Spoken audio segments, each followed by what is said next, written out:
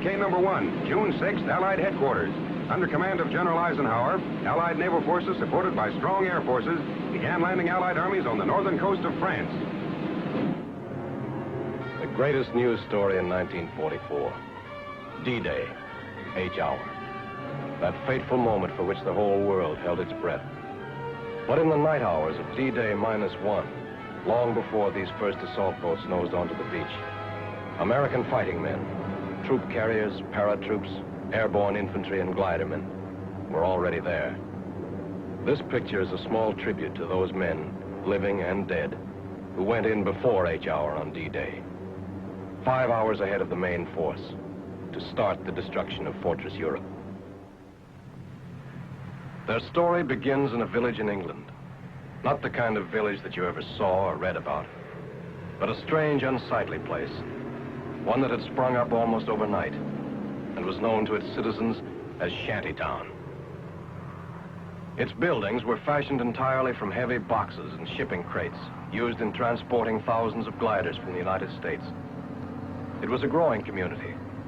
Every time a glider moved out of its crate, there were impatient tenants waiting to move in and set up housekeeping. Or perhaps a business establishment. And everyone in town was there for one purpose, for the day when they would join forces with the British to make the big jump. The jump that would carry them not only across the English Channel, but across an almost solid wall of steel and iron and guns and ruthless, determined men, trained for generations in the art of death and destruction. But impregnable as these defenses appeared, we had a plan to surmount them. The wall of fortifications stretched along the entire coast of Europe. Part of the plan called for our air forces to carry an army of paratroops and airborne infantry over this wall. The chiefs of staff wanted them dropped deep in German-held territory to establish defense areas and block the movement of the enemy reserves. Then they decided. The invasion spearhead was to strike in Normandy. Immediately, troops began to be dispatched to special takeoff points all over England, where they would stand by until the final word was given. Heroes in the making rode the highways of England that day. Busloads of them. As to how they felt, riding into their first real battle, well, we'll let one of them tell you. It was just another ride at first, taking us somewheres for another training hop, maybe. After 18 months of training, you get so you don't expect anything else. At least that's the way we paratroops figured, and I guess the glider guys felt pretty much the same. But we found out different. They took us to a sealed airport where nobody was allowed in and none of us allowed out. This didn't bother the hot lick swingsters. We kept in shape with regular exercises and then maybe a game or two. We knew there was something cooking now, something big. And we spent any spare time we could find in reading letters from home or maybe writing one to the folks and that special girl. Invasion markings painted on every ship and glider brought the whole thing even closer to us. We'd soon be on our way. Money was passed out. The kind you can spend in France. They hadn't forgotten a thing we'd need. Neither had we. But when these were taken care of, not many of us forgot that for our kind of guys, knives and guns aren't enough.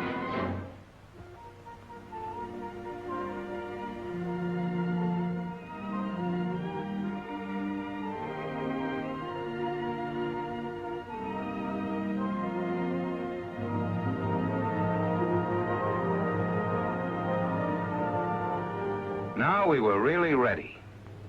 General Ike nearly tore his pants stepping over the barbed wire, but he didn't care. He wanted to talk to us. Ike had a lot of questions to ask. What's your name, soldier, he says. Where's your hometown? Who's the toughest man in the outfit? We told him we'd give him the answer to that last one when we got back. He inspected a few of the boys who really have to be tough. The Pathfinders. They go in ahead of all of us and plant signal markers so we can find a way. They live on a steady diet of danger. When Ike got through with us, we were all keyed up, raring to go. And then it was time. Most of these men had never seen real combat, but remember them. Look at their faces. They've seen plenty of action since. They're the boys of the 82nd and 101st Airborne Divisions. The men who faced von Rundstedt in Belgium, stopped them cold at Bastogne and Stavelot.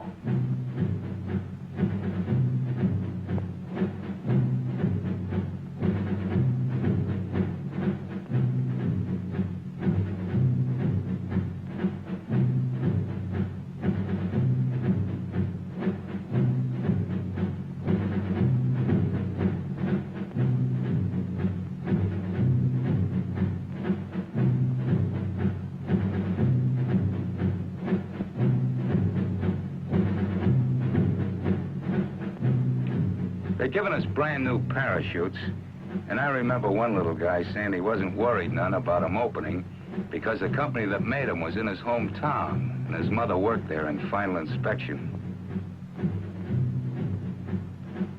A few of the outfits got the idea they ought to show the Germans we had Indians in America. Here they are. Indians from the Loop, from Back Bay, and the Bronx.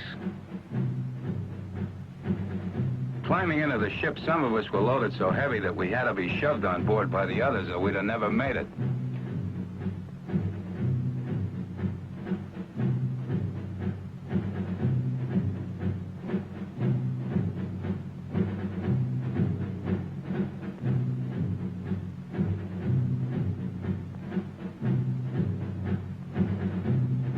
The loading went on into the night.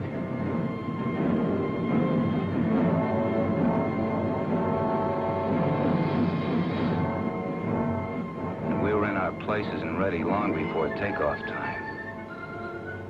Then we heard the roar of engines as the Pathfinder ships began hopping off.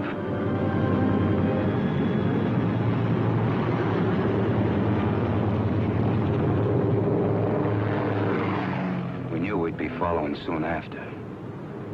That takeoff was something I'll never forget. Sure, we'd all made a lot of training hops, but this was different. Like the first time you ride a bicycle, only with a whole lot farther to fall if anything goes wrong. Nothing did, though. Not with those troop carrier guys at the controls. Talk about making trains run on time. You could have really set your watch by the split-second way those guys took us off. They took those ships off the ground like it was just another practice run. For them, I guess it was. After all, they were going to have to fly it again and again, all night and the next day. Only under fire. And that's no fun when you figure that these C-47s haven't any armor, no guns, and have to fly low over the drop-in zones, straight as on a bombing run. After we hit the channel and started across, every light went out.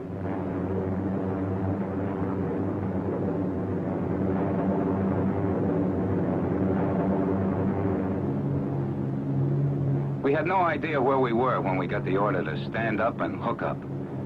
That came so quick we didn't have time to do much thinking before we were over the side and starting that 400-foot drop into France.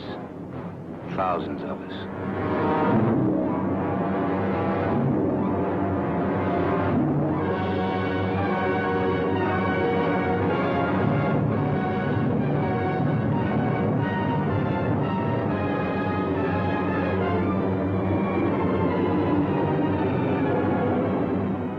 Behind came the first bunch of gliders.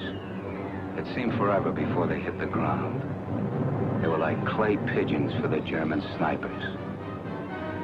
The glider pilots really had their hands full bringing those babies down in the dark that way. There were darn few signal lights to help them find their way. The Germans had caught a good many of our Pathfinders and kept them pinned to the ground with crossfire almost from the minute they'd set down. They had to do their work lying flat on the ground. But those gliders got down. And the troops and guns inside them got into the fight. The pilots fighting right along with them. I guess we did plenty of damage that night. Yes, they did plenty of damage.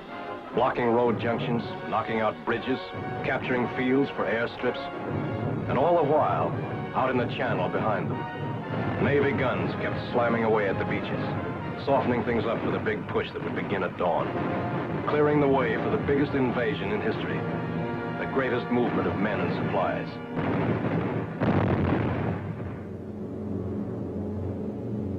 The Troop Carrier Command was ready for its next move. They had massed hundreds of British and American gliders in preparation for the most gigantic aerial towing job ever attempted.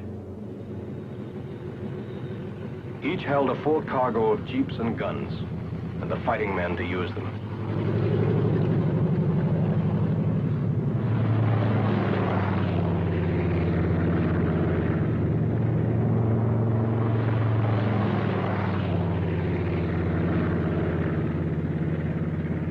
The lives and success of those who were already in France depended on the flight of this vast armada. They were greatly outnumbered and desperately needed these reinforcements. How they got them, a story of two-way air traffic and an unbroken chain of planes and gliders stretching from England to France and back again, is best told by a man who was a part of it all. Maybe we glider pilots didn't show it, but we were as excited over flying across that English Channel as Blériot must have been when he flew it for the first time, years before most of us were born. He didn't have much of an airplane under him, but then there weren't any German guns waiting for him on the other side. We did a bit of wondering about those guns as we started out over the Channel, and the lighthouses of England began slipping away beneath us. And what about the German Luftwaffe? This was its big chance. Our air forces had established air supremacy, sure. We had a regular umbrella of fighters over us. But if there was ever a time the German flyers would try anything to break through, this was that time. But we never saw a German plane. Approaching the French coast, the ack-ack and gunfire seemed harmless and far away. For those who were right in it, it was different.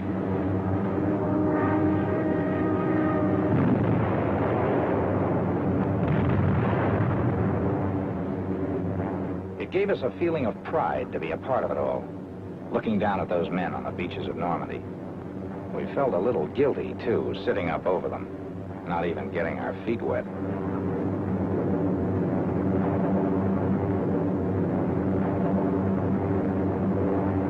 The Germans flooded entire areas to slow us up if a beachhead was established. We kept watching for those who had gone in during the night, but we only saw their parachutes. There was no sign of them.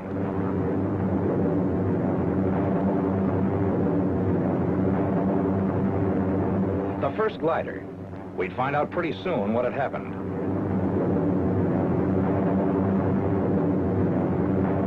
Cut loose. Roger. So long.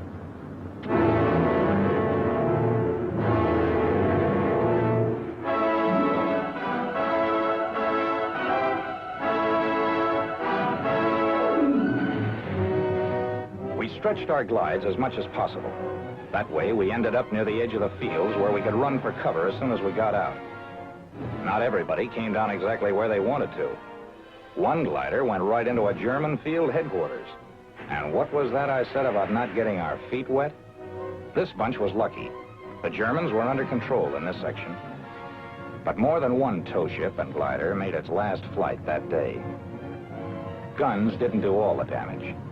15-foot poles driven into the ground ripped off wings and smashed through fuselages. The men who stepped out of this glider will never know if their first mission was successful. But it was plenty. Yes, their mission had been successful. But this down payment on freedom ran very high.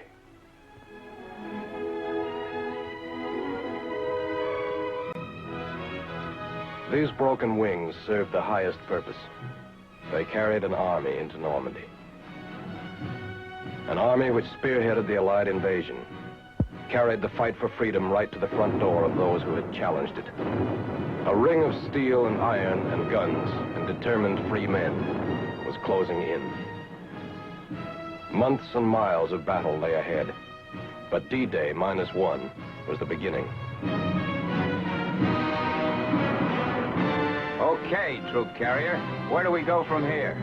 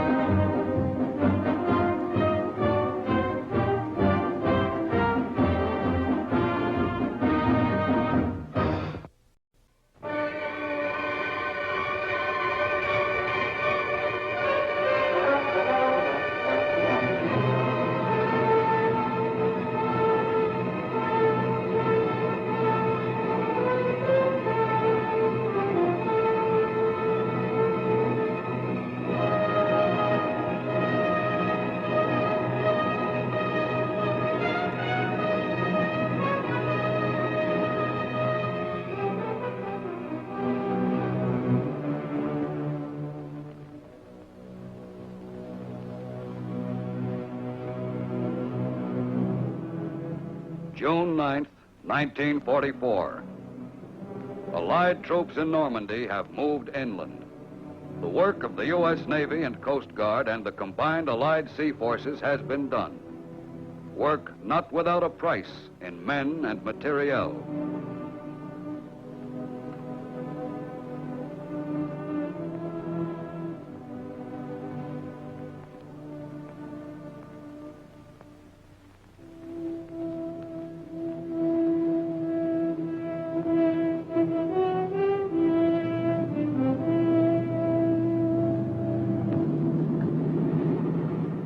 It all began many months earlier.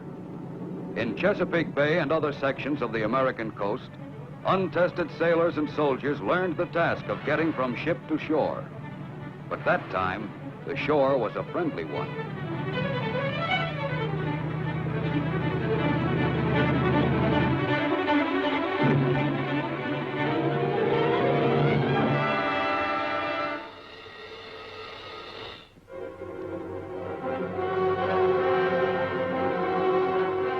Then, with part of their training finished, they left the United States.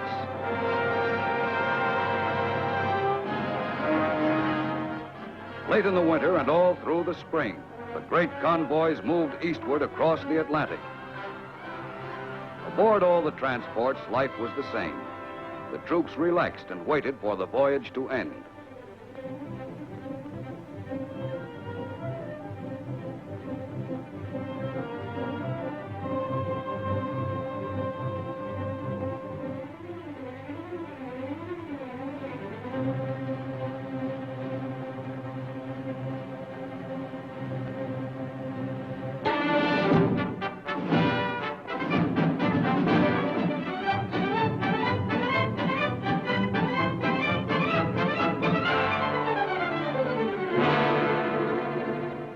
All along the coasts of Great Britain that spring, the training went on.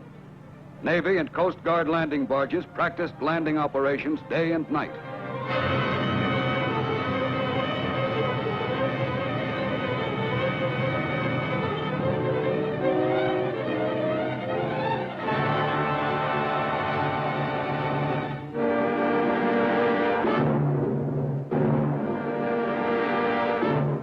Meanwhile, the larger landing craft, LSTs and LCIs, carried on their maneuvers, learning to land at a given spot at a certain time.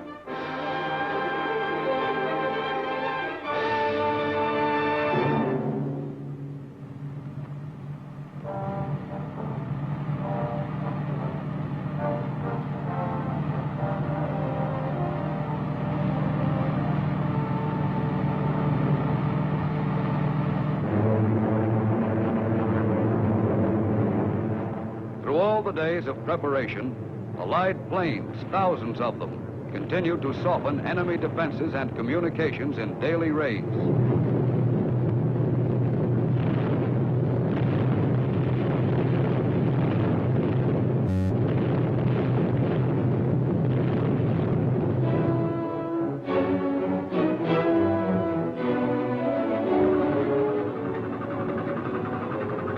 Off the southern coast of England, thousands of ships from all Allied nations are preparing for the invasion signal.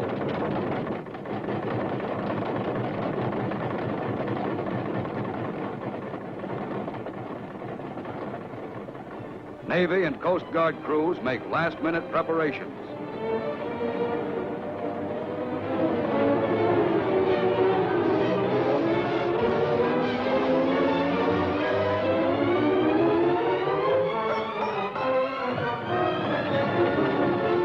When the K-rations come aboard, everyone knows that D-Day is drawing near.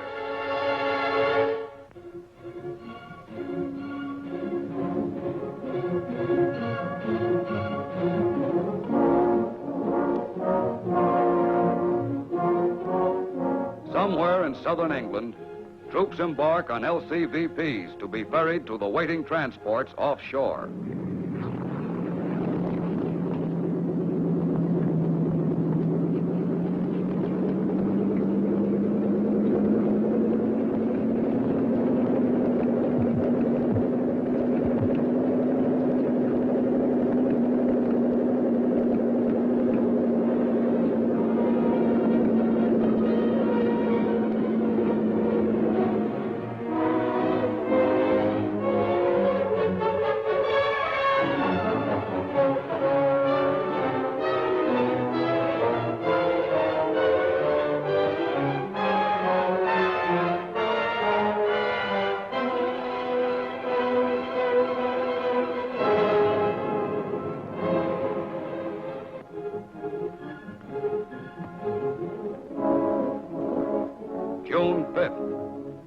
LCIs are loaded.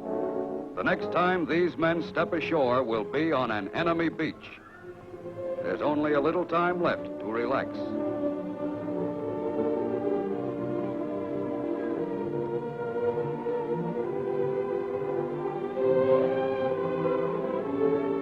And the bombing attacks of the Air Force are intensified. Now the raids are continuous.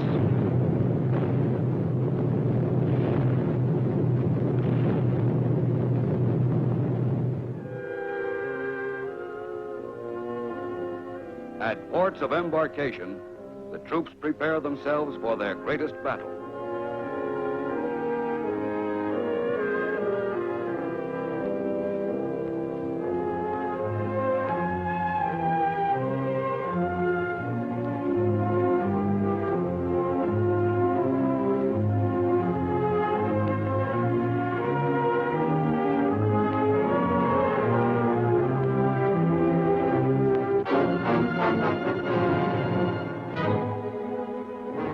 Coast Guard officer briefs his men, and all along the coast, sailors receive their final instructions.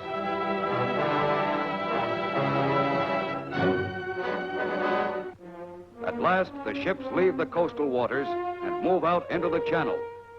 The slow LSTs loaded with heavy equipment, the transports loaded with men.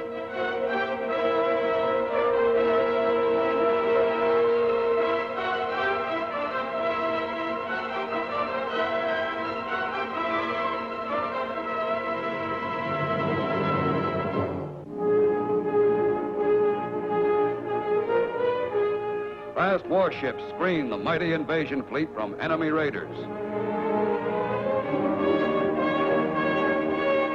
At 15:30, a Coast Guard flotilla of LCIs leaves, loaded with engineers, medical corpsmen, and infantry.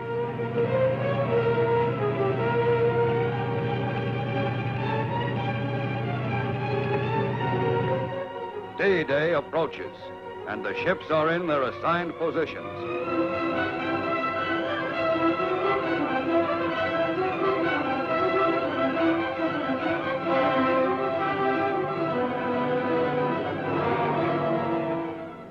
For some of them, like the Coast Guard manned transport Chase, it is the fourth invasion in European waters.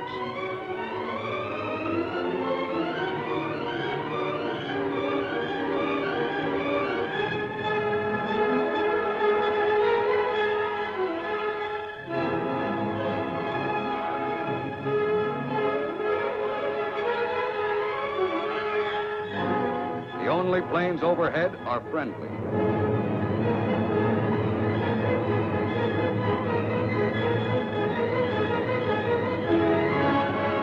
From the 83-foot Coast Guard rescue boats to the Navy's powerful battle wagons, the invasion fleet is moving towards France.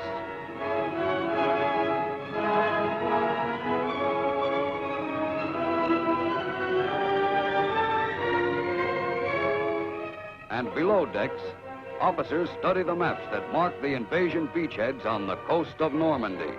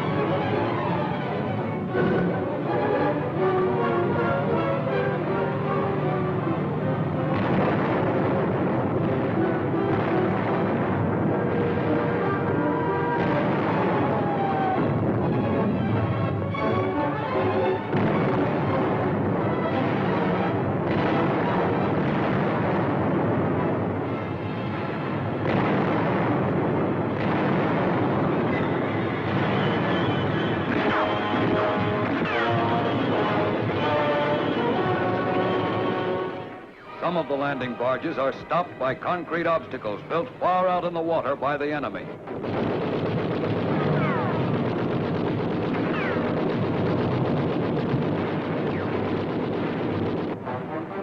Offshore, the larger landing craft approach the beachhead slowly.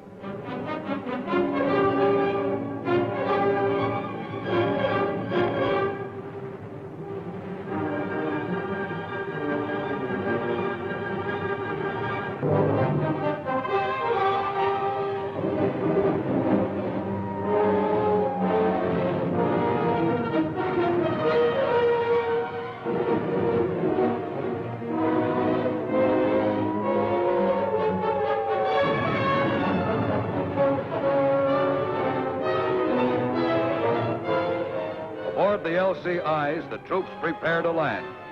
The beach is still empty, and the crossfire of German guns still rakes the shore.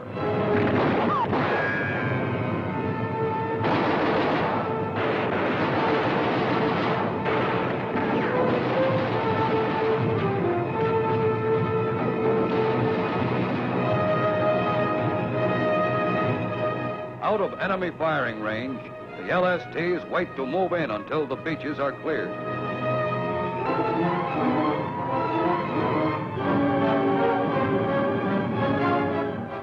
The arrival of motorized equipment marks the end of the first phase of the landing.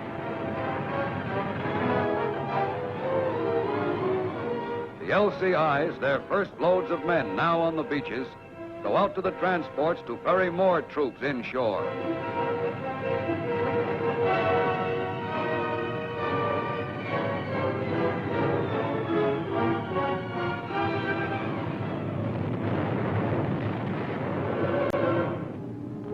Still waiting beyond gun range, the LSTs unload supplies on smaller LCTs.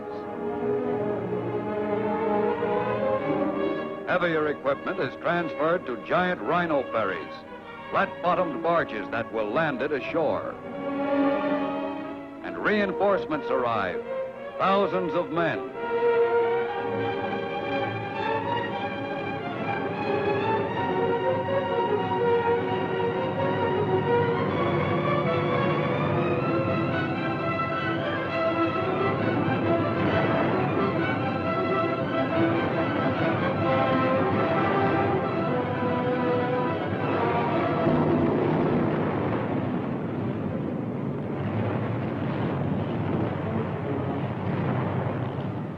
Defeated and disarmed, the first German soldiers captured in France wait until someone has time to evacuate them.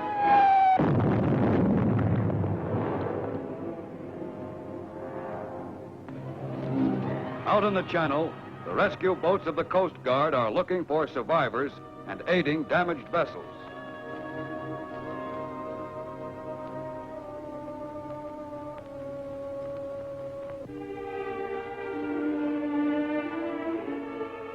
And the hospital ships are waiting for the wounded.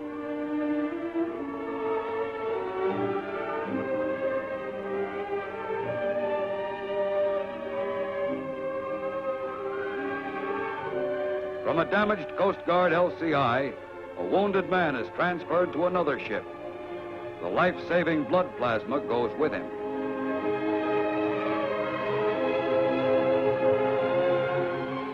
Another Coast Guard manned LCI, badly crippled, could not reach the shore, and its wounded are removed.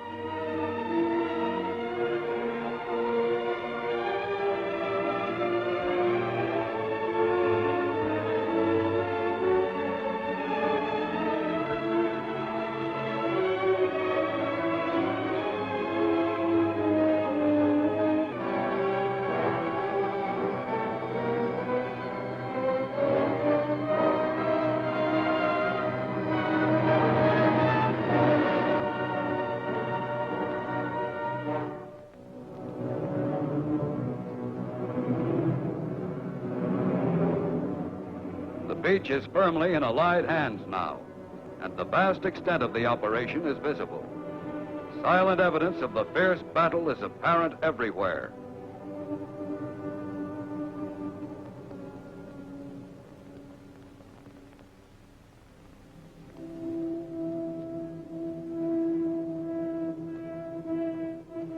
Within a few days, many of the damaged ships will be afloat again.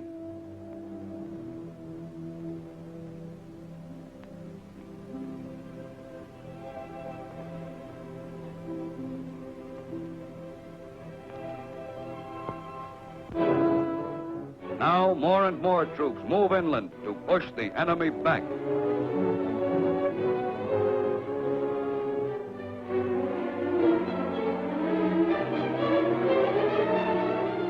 And the LSTs land their cargoes on the beach.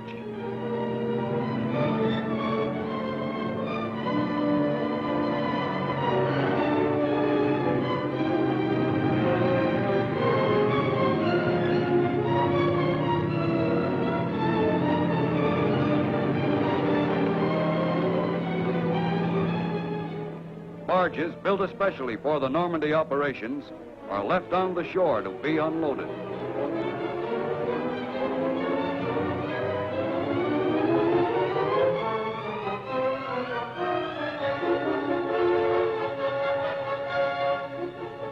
During the daytime, there are only Allied planes in the air.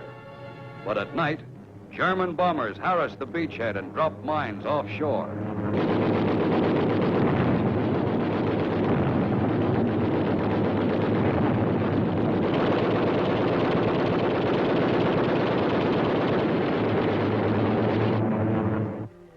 Out of sunken block ships, artificial harbors have been built. Until a port is won from the enemy, these must handle all Allied shipping. Bad weather came after the fighting on the beaches was over.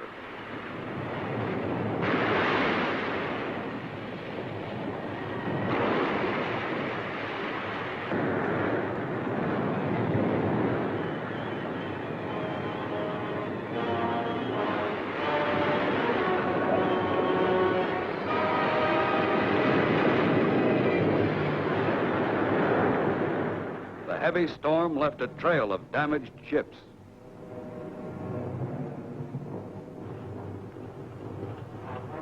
Once again, the landing barges moved out into the channel, this time loaded with German prisoners.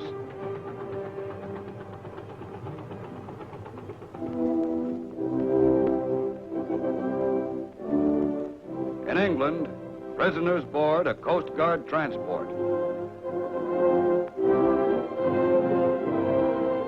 And ships which have carried thousands of American soldiers overseas now return westward with a different cargo, with men who were beaten and captured in Normandy.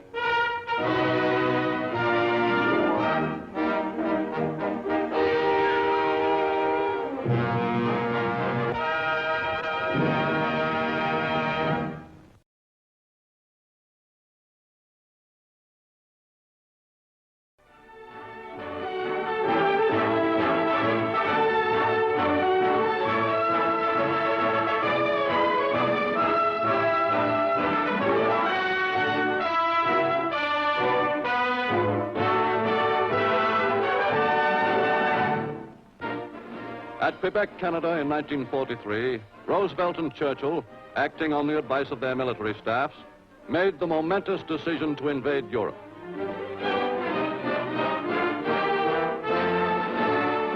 Three months later at Tehran, Roosevelt, Stalin, and Churchill met, and the invasion date was set so that it would coincide with the Russian offensive. Thus, the utmost pressure would be brought to bear on Germany simultaneously on every front by Russian, American, and British forces. But the Germans had not been idle. They had constructed with slave labor a complex and massive series of fortifications along the coasts of Europe.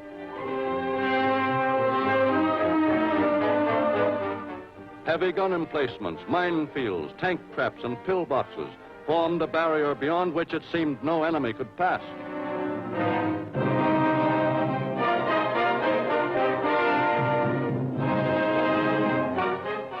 Into the planning and building of these great fortifications went the best ability of the German General Staff, whose members repeatedly inspected the Atlantic Wall for possible weaknesses, and the German General Staff pronounced it impregnable.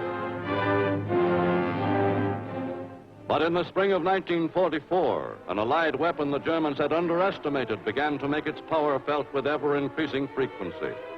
Allied bombers intensified the systematic destruction of German production facilities. Royal Air Force and U.S. Army planes flew side by side in the great bombing raids. Bandits up on the clock, Dick. I see them.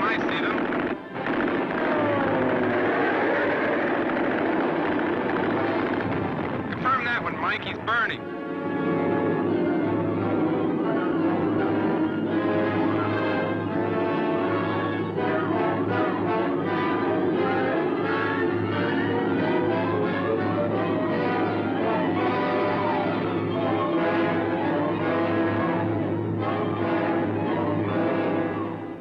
Gradually, the Allies won control of the air over Europe. By May of 1944, the stockpiles of U.S. and British supplies in England had reached a point which guaranteed that the Allied armies would lack for no piece of essential equipment. England had become one vast warehouse for the coming invasion. Then, early in June of 1944, at headquarters in England, the High Command met. In command of all Allied ground forces was General Sir Bernard Montgomery. The time had come to start the most brilliantly conceived campaign in history. First, thousands of British and American fighters and bombers began a sustained attack on German installations along the invasion coast.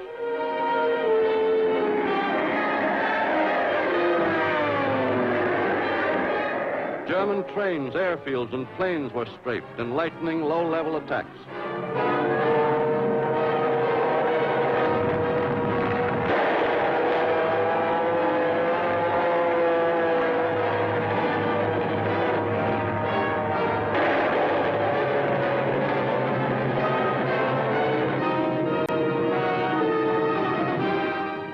Road junctions were dissolved into dust and flame.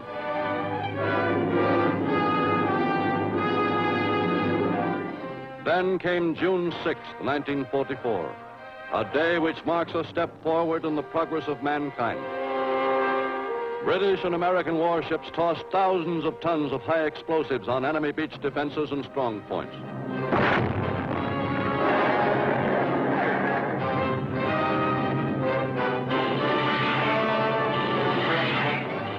Then, in the early dawn, the power amassed by years of Allied energy and sacrifice met the best the Germans were able to offer. Onto the beaches of France poured the fighting men of Great Britain and America, and on the beaches many died.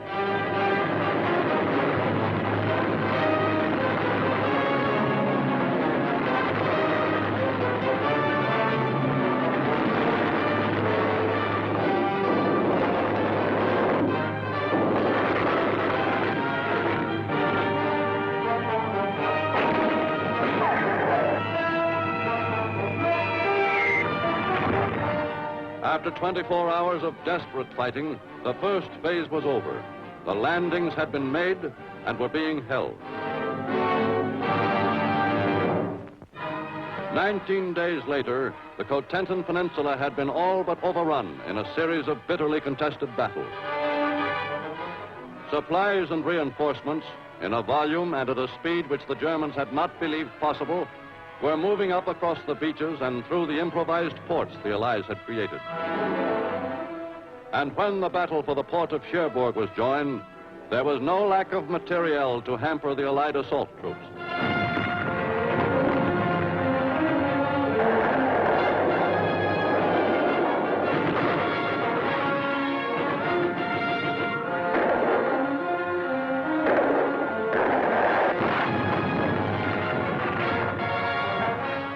By June 27th, the last of the German garrison troops had surrendered, and the Allies were assured of what they most needed, a deep-water port. But first, the German demolitions had to be cleared up and acres of docks rebuilt. Within a few weeks, American engineers had performed miracles of improvisation, and the port's capacity to handle freight was raised to more than its pre-war level.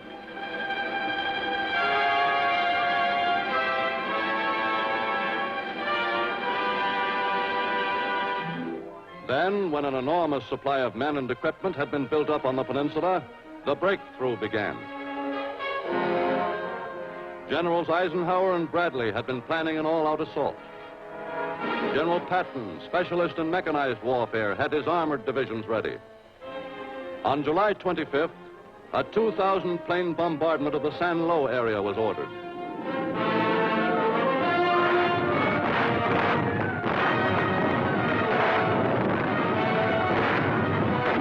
Within hours, Patton's tanks and men began to pour through the gap.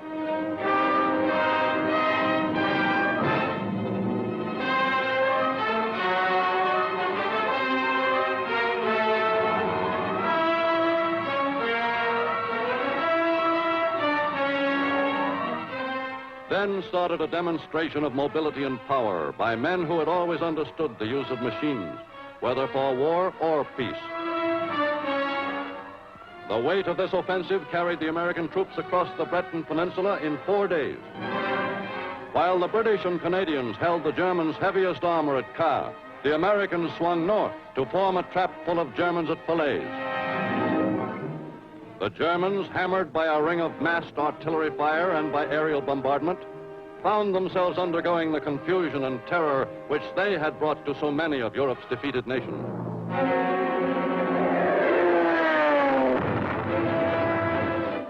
South of Caen, the British and Canadian armies withstood the frantic efforts of the Germans to break out of the trap.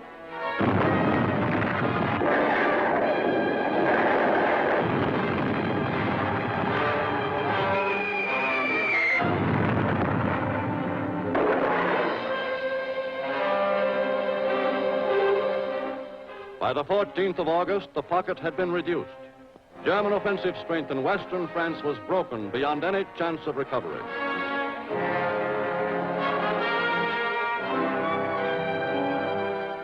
Meanwhile, the lack of ports and railroads had been partially overcome by the Allies. An express line of heavy-duty trucks was organized.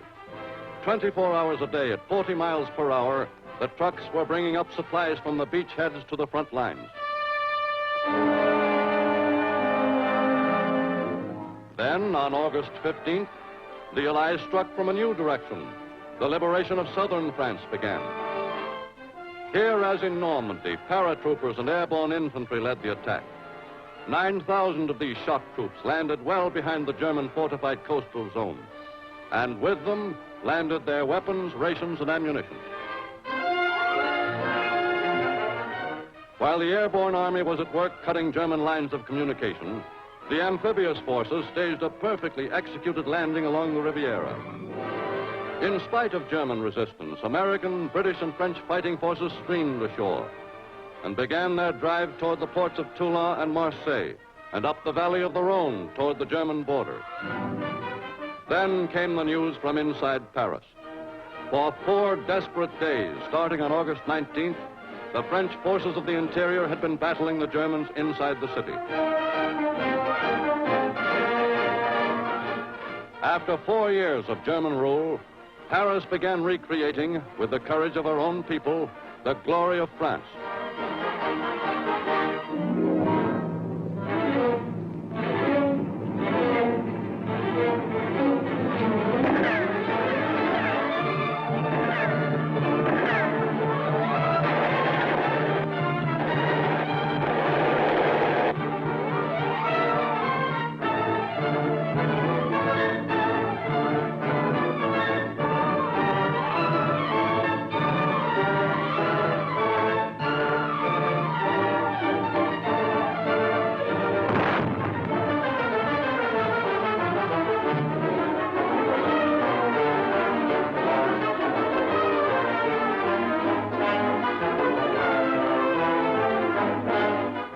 After merciless fighting, during which individual heroism was often pitted against German tanks, the FFI issued a call for help.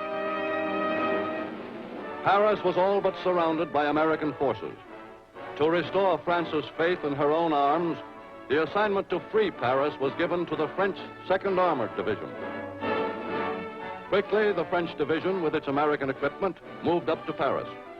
In command was General Jacques Leclerc, veteran of the African campaigns, a soldier of consummate skill.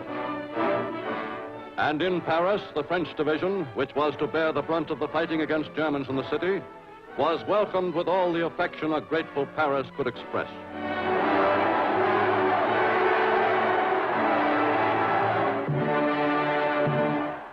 Now that the French, reinforced by professional soldiers, had tank to pit against tank, the outcome could not be in doubt.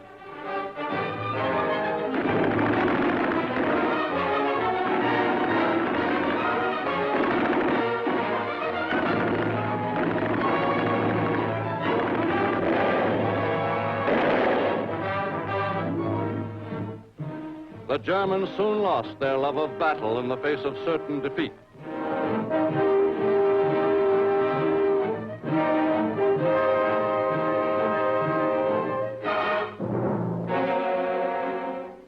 By August 25th, Paris was free again.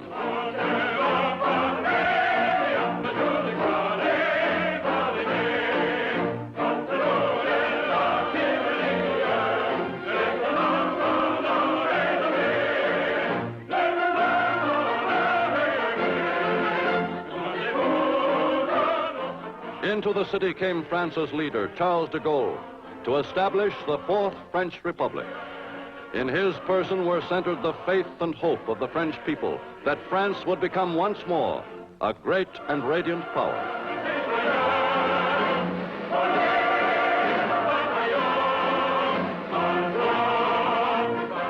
And as the Allied forces marched on toward Germany, paying the price in blood and suffering, over all of once Nazi-held Europe, there was the promise of liberty again, no matter what the cost.